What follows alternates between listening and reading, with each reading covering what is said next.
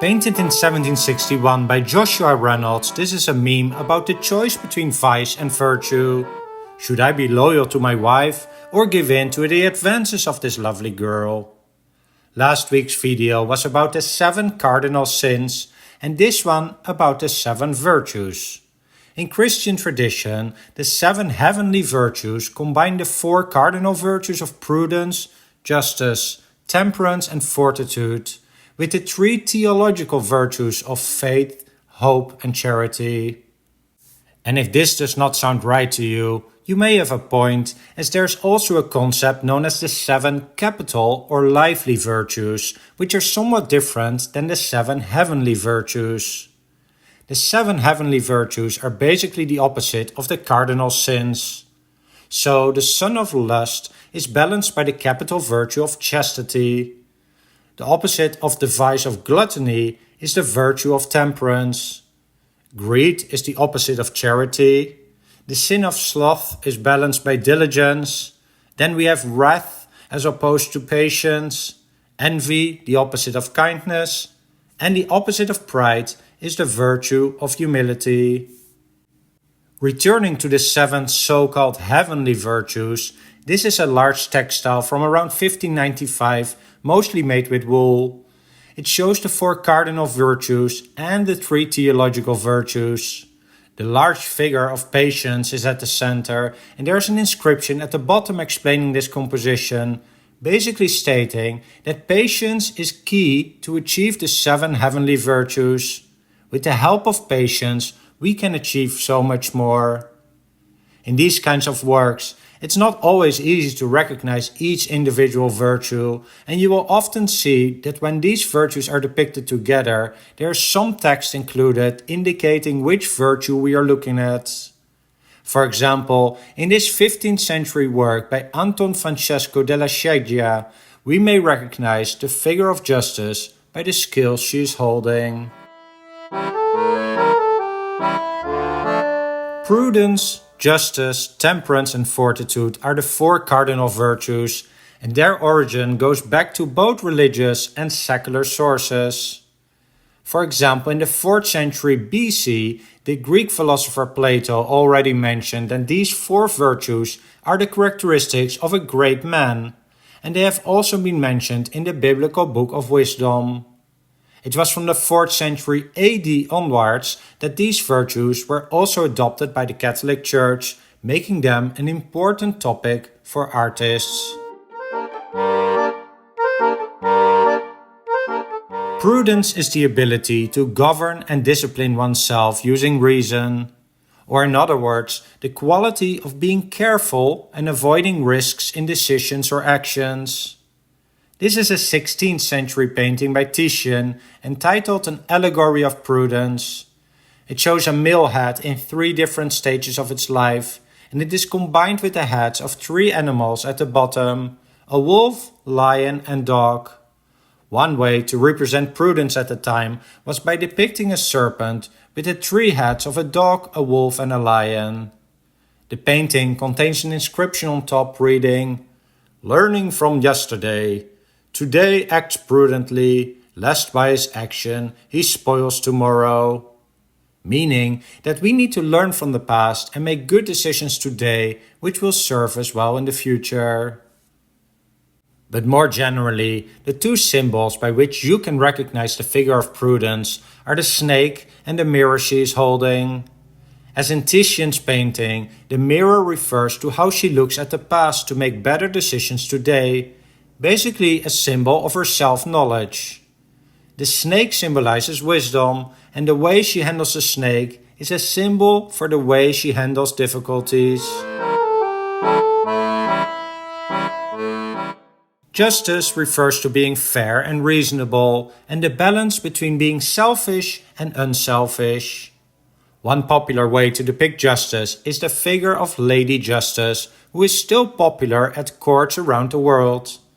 She can be recognized by 2 common attributes, a set of scales and a sword. The set of scales symbolizes her weighing the substance and value of arguments and evidence of both parties involved. The sword symbolizes her authority, as well as the idea that justice is swift and final. The virtue of fortitude should be understood in terms of courage, bravery, and valor, basically the moral strength one shows in challenging situations. So even when things become difficult, it is important to do the right thing. This is not to say that one should be reckless, as that is not a very positive thing. The figure of fortitude or courage is not the most popular in art history, but she has several symbols that can help us identify her, including her armor and a club, like in this painting by Sandro Botticelli, but also the presence of a palm branch, a broken column, and a lion are common symbols to depict fortitude. Perhaps temperance is the most embraced virtue around the world, as it plays an important role in various religions. It refers to moderation, self-restraint, and the right measure. Like not drinking or eating too much, basically the opposite of gluttony, or not overdoing it. In art history, the figure of temperance is usually depicted as a woman holding two vessels, transferring water from one to another. In this case, a young woman mixing hot and cold water, pouring it from a ewer to a basin.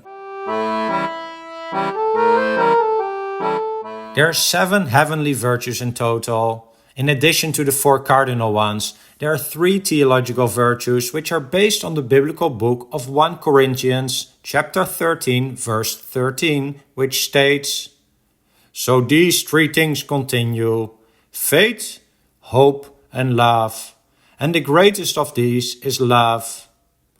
And just for clarification, the 3 theological virtues are not called faith, hope, and love, but faith, hope, and charity. There is a subtle difference between love and charity, where love refers more to the emotional feeling, while charity refers more to helping others. The difference between cardinal virtues and theological virtues is that the cardinal virtues can be achieved by lots of practice, while the theological ones can only be achieved with the assistance of God. The 3 theological virtues are often depicted together, again often personified by a lady. Here you can see all 3 figures and their attributes. Faith is symbolized by the lady with a dog at her feet, as a dog is a very common symbol for faithfulness. Hope is accompanied by a phoenix, which is a symbol for the resurrection of Christ, as the mythological story of the phoenix talks about this animal as being immortal, regenerating from its ashes after it dies. Charity is symbolized by the presence of a pelican, which is used as a symbol for the sacrifice of Jesus, just as how we should put our care for other people high on our list of duties. But there are several other ways to recognize these 3 virtues. Here love is represented by a flaming heart, faith by grapes, and hope by the presence of an anchor. And in this work, charity is characterized by a mother with her baby, faith by the presence of a book and a chalice, and hope by the presence of a flower, which looks like a Gerbera daisy to me. Notice, by the way, that the last theological virtue, charity, is according to the Apostle Paul in his letter to the Corinthians the most important of the theological virtues. The concept of charity actually overlaps quite a bit with the cardinal virtue of justice, which is the reason that justice is often labeled as the most important of the 4 cardinal virtues. And William Adolphe Bouguereau beautifully captured that by depicting a lady who takes care of 5 young kids, both by giving them attention and by financial means. The 4 cardinal virtues of prudence, justice, fortitude, and temperance are considered in many cultures as positive traits when you want to be a good person. And no matter your religion or whether you're not religious, the 3 theological virtues are also pretty positive things. Whether you have faith in a certain religion, your partner, kids or friends, it's in most cases a very positive trait. And these ideas are pretty much independent of time. In 1511, Raphael painted his famous Raphael rooms, which are now part of the Vatican Museums in Rome. And one of them shows the 7 virtues to inspire viewers to live a good life. It may not be the clearest artwork on how each virtue is symbolically captured in art, but it's a sign that even 5 centuries ago, people understood that being a good person was important for the world. So with that unsolicited piece of advice, I want to thank you for watching and would like to welcome you to another video on this channel soon.